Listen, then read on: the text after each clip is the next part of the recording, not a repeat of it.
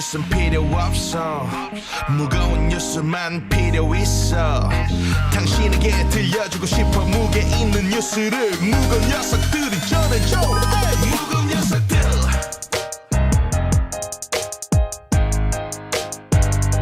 무거운 녀석들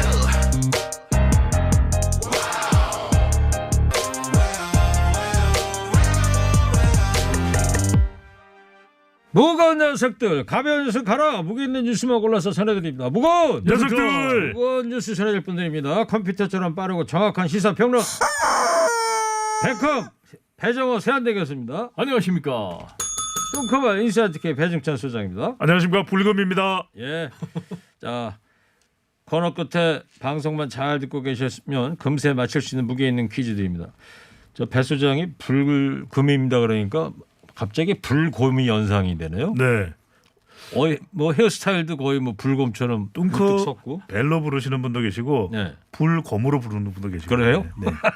저는 또 좋아하는 음식이 또 곰탕이고요. 자, 따뜻한 커피 쿠폰도 준비되어 있습니다. 청취자 여러분. 자, 첫 번째 게입니다. 신현수 민정수석 사의 표명이 아주 뭐 지금 뜨거운 이슈인데 언론 보도를 보면요. 신현수 수석하고 박범계 장관 사이에 갈등이 있었던 걸로 지금 나오고 있는데 이게 직접적인 원인이라고 봐야 될까요, 배 교수님? 뭐 그것도 뭐 작은 부분 중에 하나인데요. 일단 직접적인 표면적인 이유는요. 지난 7일에 검찰 간부 인사가 단행이 됐는데요. 일요일 날. 그걸 둘러싼 갈등이라고 봐야 되겠어요. 윤석열 검찰총장하고 추미애 법무장관이 아주 격돌했지 않습니까? 그러면서 윤 총장이 자신에게 칼날 들이댄 추미애 라인을 교체를 요구했어요. 그리고 자신의 측근 한동훈 검사장 등 복귀를 요구를 했는데 이제 신임 박범계 법무장관이 이런 윤석열 총장 의견을 수용을 안 했어요. 그러면서 대부분 추미애 라인을 그대로 유임을 시켰거든요. 네. 그런데 이 인사를 둘러싸고 신현수 민정수석이 자신의 발탁 배경 그대로 자신의 발탁 배경이 뭐냐면은 법무부와 검찰 좀 가교역할 하겠다. 라면서 이제 의견을 낸 것 같아요. 그래서 구체적으로는 좀 윤석열 검찰총장의 의견을 어느 정도 받아달라라고 했는데 그게 전달이 좀 안 된 것 같아요. 신현수 수석이 임명된 게 작년 12월 31일 날이었고요. 그렇죠. 네. 그러다 보니까 박범계 법무장관에게 소원한 것이 있는 것 같고 또 대통령에게도 소원한 게 있는 것 같고 그리고 자신이 검찰 출신으로 첫 번째 민정수석인데 내 체면이 뭐냐 네. 이런 부분이 좀 어우러져서 그런 것 같은데 역시 근본적인 이유는 윤석열 총장 대 여권의 갈등 그리고 더 크게 얘기하면 검찰 개혁을 둘러싼 검찰 권력 대 정치 권력의 갈등 이 상황 속에서 본인이 구조적인 한계를 느낀 것이 아닌가 이렇게 생각이 됩니다. 구조적인 문제점을 지적을 해주셨구나. 이거 초콜릿입니다. 초콜릿. 새로 준비했어요. 사탕이 아니고. 좀 더 얘기를 해야 되는데 시간 관계상. 그 정도면 충분했다고 간결하게. 봅니다. 자, 배 수장님 한쪽에서 근데 또 다른 얘기도 나오고 있지 않습니까? 백흠 교수님 말씀하신 부분에 사실상 포함이 되어 있는데 자기 존재감이 없는 경우에는 사실 일하기 싫어지게 되거든요. 네. 그러니까 신현수 민정수석의 경우에도 패싱론 또 투명 인간론이 나오고 있습니다. 본인을 패싱해서 본인을 건너뛰어서 이광철 비서관하고 박범계 장관이 소통하고 또 대통령에까지도 보고가 됐던 것이 아니냐. 그렇다면 검찰 출신인 앞으로 검찰 개혁을 좀 청와대에서 주도해 달라라고 요청을 받아서 임명이 된 본인은 어떻게 되느냐. 신현수 민정수석이 그렇게 생각했을 가능성이 상당히 높다. 그렇다면은 이 사의 표명을 한 것이 그냥 박범계 장관이 소통을 앞으로 잘하겠다. 또 중간 인사는 또 신 수석과 협의를 하겠다고 해서 해결될 수 있는 문제는 아니다. 본인의 또 서운함이 이 패싱론과 투명 인간론이라면 안 돌아올 수도 있는 것 아니냐. 이런 분석도 나오고 있습니다. 그 신현수 민정수석이 어제부터 이제 휴가에 들어갔다는 그렇습니다. 거예요. 그래서 이제 월요일 날 출근을 할 거냐 말 거냐가 이게 또 관심사인데 어때요 두 분? 어떻게 전망해요, 배 교수님? 상당히 좀 전망하기는 어렵습니다. 왜냐하면 이 출근을 부분이 하면은 뭐예요? 이제 어느 정도 괜찮아지는 거고 수습이 되는 거고. 네. 근데 출근을 안 하면은 더 커지는 거 같고. 저부터 말씀을 드리면 돌아온다. 돌아온다. 네. 근거는요? 월급을 받아야 되잖아요. 배 교수님은? 제가 볼 땐 돌아오지만은 돌아온 것이 사표를 최종 정리하기 위해서 돌아올 가능성도 있다. 그래서 근본적으로 수습하기는 굉장히 어렵다. 왜냐하면 이게 감정의 문제, 관계의 문제거든요. 이게 쉽게 풀리지가 않아요. 그리고 아까 제가 말씀드린 대로 본인 입장에서 지금 장고에 들어간 것 같아요. 두 가지를 놓고. 하나는 야 내가 사표를 내버리면 문재인 대통령 내가 좋아하고 따른 이 대통령이 얼마나 힘들어질까라는 그런 고민. 동시에 그렇지만은 지금 큰 구조 속에서 강대강으로 가는데 내가 있어야 될 역할 존재 이유가 없다. 그래서 나는 결국 그만둬야 되겠다. 이 두 가지 가지고 계속 고민할 텐데 이분 성격이 상당히 신중하다고 그래요. 그래서 결국은 제가 볼 때는 이제 그만둘 가능성이 높다고 보고 봉합이 된다 하더라도 그래서 차라리 이번 기회에 깔끔하게 정리하는 게 더 나을 수가 있다. 그리고 그러니까. 여기서 처신과 관련해서 과연 그러면은 이 신현수 민정수석의 처신이 맞았느냐라는 것과 관련해서는 애초에 이런 강대강 구조를 몰랐느냐라는 부분과 관련해서 내가 한마디 좀 하고 싶고 과연 이런 문제가 그러면 생겼을 때 어떻게 해야 되는가 본인의 입장도 중요하지만 이런 부분이 이제 굉장히 복잡한 부분이기 때문에 그리고 분명한 것은 역시 인사재청권자는 법무부 장관이고 그리고 최종 인사권자는 대통령이다. 참모는 참모일 뿐이다라는 얘기를 좀 하고 싶어요. 그래요. 하여튼 신현수 민정수석의 복귀와 관련해서 배 교수는 비관론 사표를 쓸 거다. 배 소장님은 돌아올 것이다. 저는 돌아온다고 봅니다. 짧게만 좀 네. 추가를 하면 월급 때문에. 좀 서운한 점도 있었을 수도 있는데 그럼에도 불구하고 문재인 대통령하고 또 특별한 인연이 있거든요. 신현수 수석의 경우에는 그렇기 때문에 문 대통령이 반려를 하고 있고 또 하나는 이제 박범계 장관도 이제 소통 잘하겠다 좀 서운했던 모양인데 뭐 중간 인사 때는 잘 협의하겠다 한 만큼 이 정도까지 했는데 사퇴를 하는 경우에는 비난의 화살이 신 수석에게 갈 수가 있거든요. 네. 그런 만큼 저는 돌아온다. 알겠어요. 라고. 이제 다음 주 월요일이면 이 판가름이 날 텐데 네. 예, 일주일 뒤에 또 두 분이 똑같은 조합으로 나오신단 말이에요. 네. 저희가 다 적어놓을 거예요. 그럼요. 작가들이 지금 밖에서 다 아니 근데 적어놨어요. 나와서 이야기도 자유롭게 못 하나요? 왜요? 아니 그 자꾸 체크를 하신다 그러니까. 체크는 꼭 해야 되고요. 겁이 네. 나가지고요. 일주일 겁이 나요? 뒤가 네. 승부가 나는 것이 아니고 조금 더 그 다음에 또 2단계 상황이 네. 또 있다라는 아, 얘기도 좀 알겠습니다. 강조하고 싶습니다. 네. 자, 국민의힘은 문재인 대통령의 레임덕이 시작이 됐다 하면서 공세를 펼치고 있어요. 네, 일종의 흔들기 전략이죠. 우리가 싸움에서 승리하기 위해서는 상대 진영의 수뇌부를 흔들어야 되지 않습니까? 그래야지 이제 상대 진영이 분열될 거 아닙니까? 네. 실제로 이제 보수 진영 같은 경우 박근혜 전 대통령이 탄핵이 되면서 보수가 괴멸됐고 대선에 참패했고 정권을 넘겨줬지 않습니까? 그런 상황에서 지금 문재인 대통령 청와대를 향한 일종의 공격이라고 보고요. 레임덕이라고 지금 몰아치고 있는데 레임덕과 관련해서는 크게 5가지 징후가 있는 것 같다라고 제가 정리했어요. 첫 번째로는 지지율이 30% 이하로 추락을 해야 됩니다. 그리고 그렇게 되면 무슨 문제가 벌어지자면 두 번째로 당청 간의 갈등이 심화됩니다. 네. 왜냐하면 당은 결국 표심을 먹고 정권을 잡아야 되니까 그래서 갈등이 심화되고 세 번째는 공직사회가 전혀 움직이지 않는 복지부동으로 갑니다. 그리고 네 번째는 진영에서 아주 배신자가 속출해요. 그러면서 정보를 막 야당에게 넘겨주는 거예요. 그러면 또 야당은 기세 등등해가지고 그 정보를 가지고 맹공격하거든요.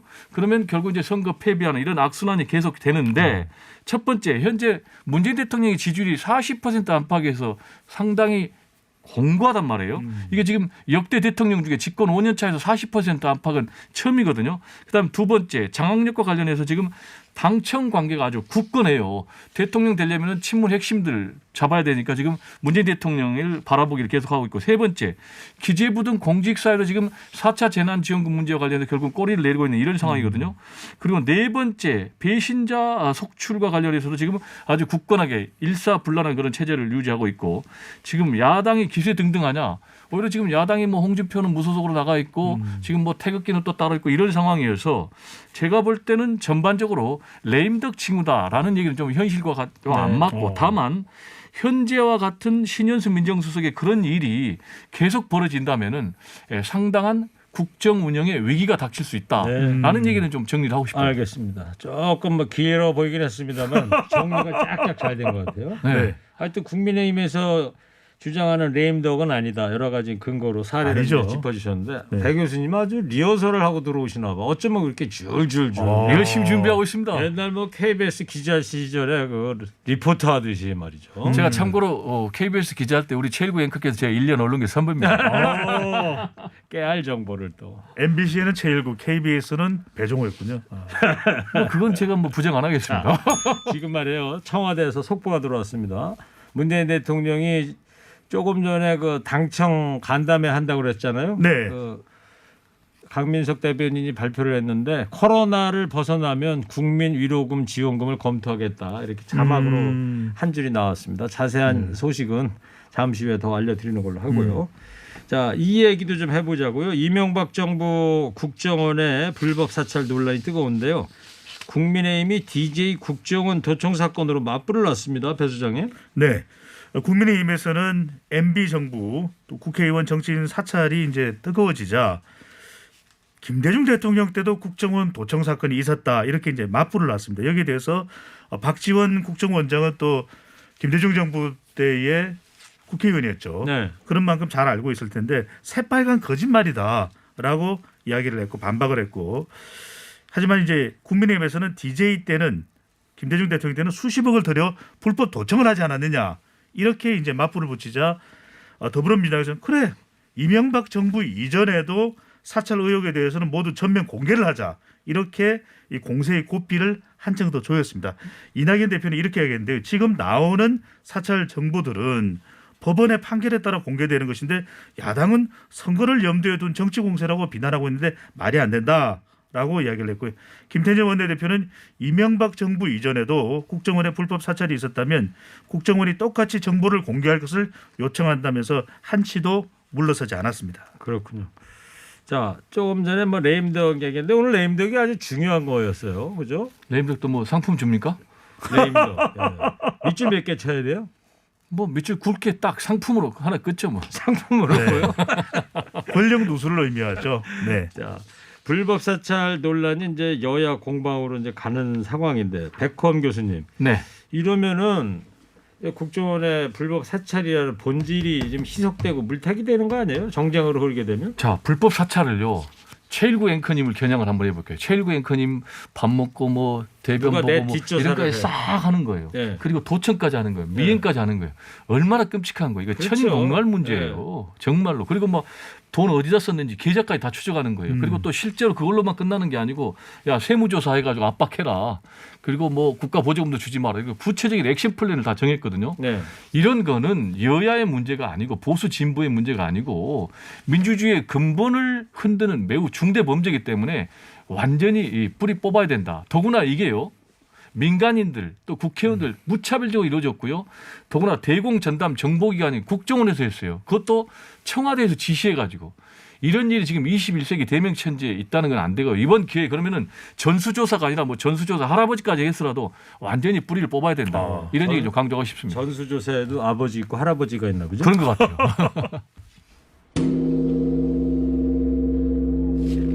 어제 안철수 서울시장 후보 또 금태섭 후보 사이에 제3지대 그 단일화 이제 토론회가 있었어요. 배 수장님, 네. 어제 보셨죠? 어떤 게 가장 쟁점이었어요?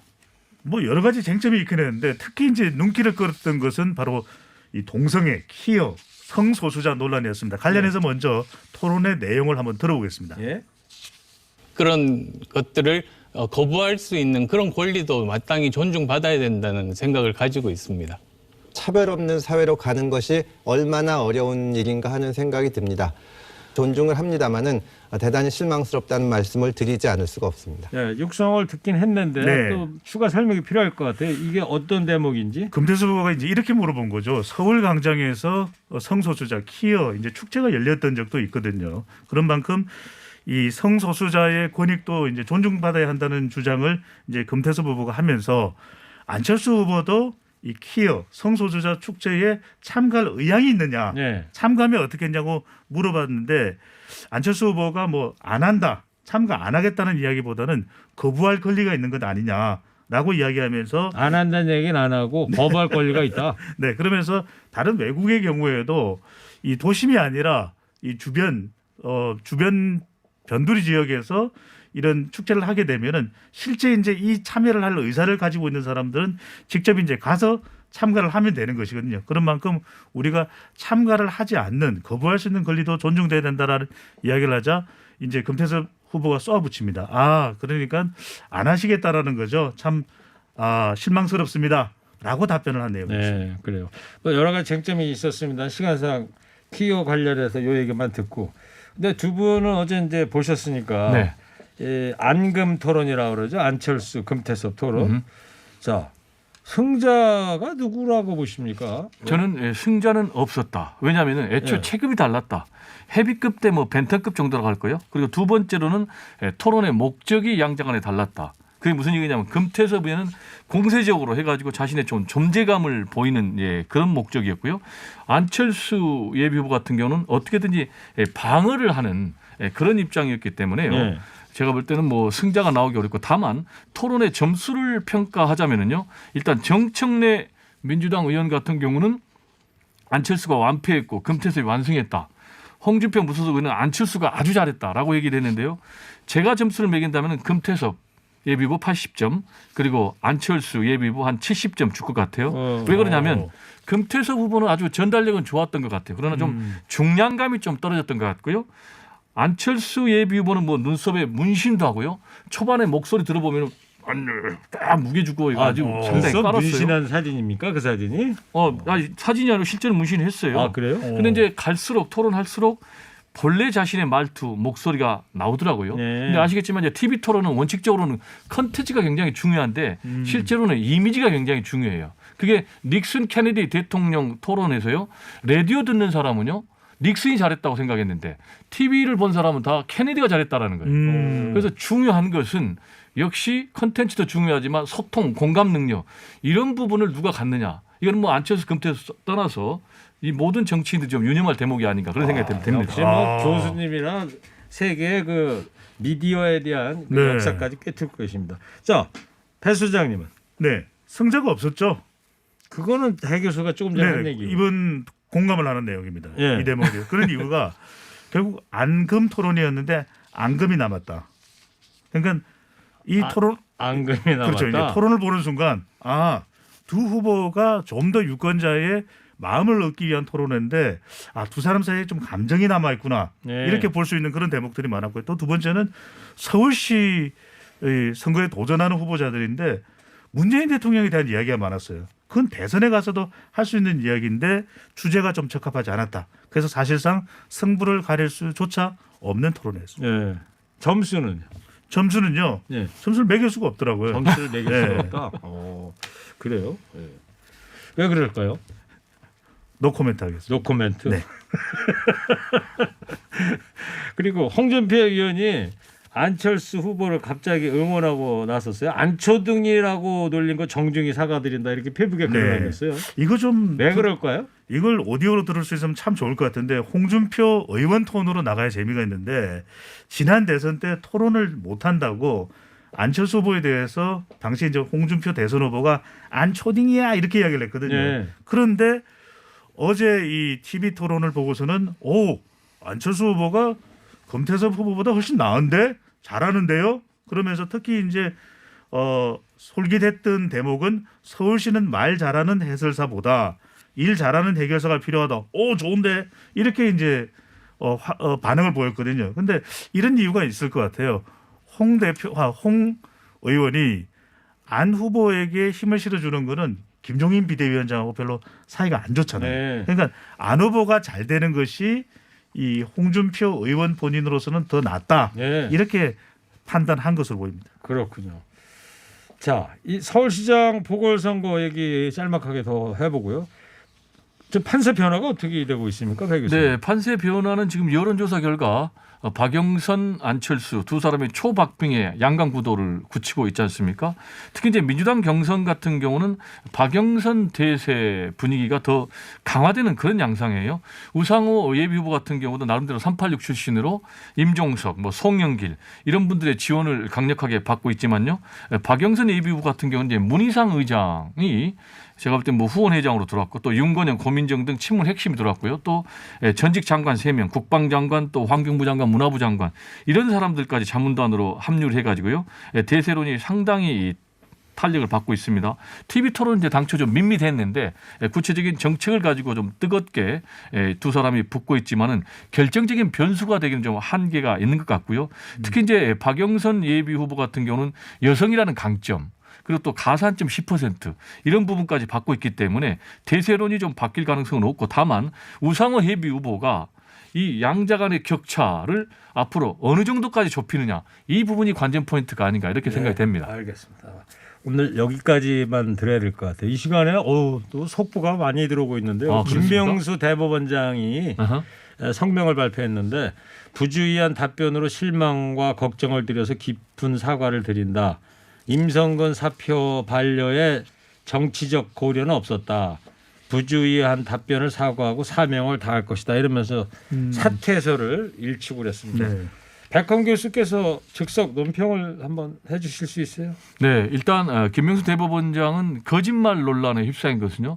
대법원의 장으로서 사법부의 수장으로서 굉장히 부적절하고 그리고 애초에 또 사과를 내놨을 때도 좀 부적절했어요. 그래서 사과 내용이 좀 깔끔해야 되는데 이번 사과 내용은요. 나름대로 좀 진정성이 있어 보인다. 네. 그리고 앞으로라도 더 이상 사법부가 정치권에 휘둘린다는 그런 좀 오해를 일으키는 행동은 없었으면 좋겠습니다. 알겠습니다. 자, 방송만 잘 듣고 계셨으면 금세 맞힐 수 있는 무게 있는 퀴즈 드리겠습니다. 신현수 민정수석의 사의 표명을 두고 야당에서는 문재인 대통령의 이것이 시작됐다며 공세를 펼치고 있습니다. 임기 만료를 앞둔 공직자를 절름발이 오리에 비유한 말이죠. 이게 뭘까요? 뚱커벨 힌트 주세요. 모든 것을 알고 있는 백훈 교수님. 네. 오리면은 덕이죠. 돈을 절름발이는 레임입니까? 합치면 되겠네요. 그죠? 네. TBS 앱 50원 유료문자 샵 0951로 정답 보내시기 바랍니다. 네. 지금까지 오늘 무게 있는 뉴스들 무거운 녀석들이 전해드렸습니다. 배종호 교수 인사이트K 배종찬 소장이었습니다. 두 분 고맙습니다. 무거운 녀석들. 감사합니다.